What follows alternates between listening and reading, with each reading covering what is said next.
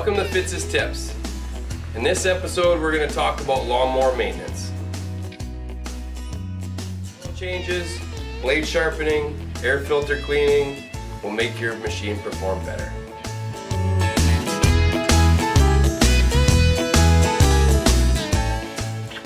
If your mower isn't equipped with a deck wash system, be sure to tip your mower with the air filter up.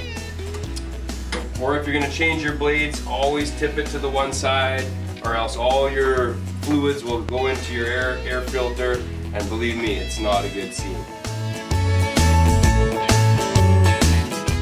With proper maintenance, you can expect your mower to last longer. It's all about the service.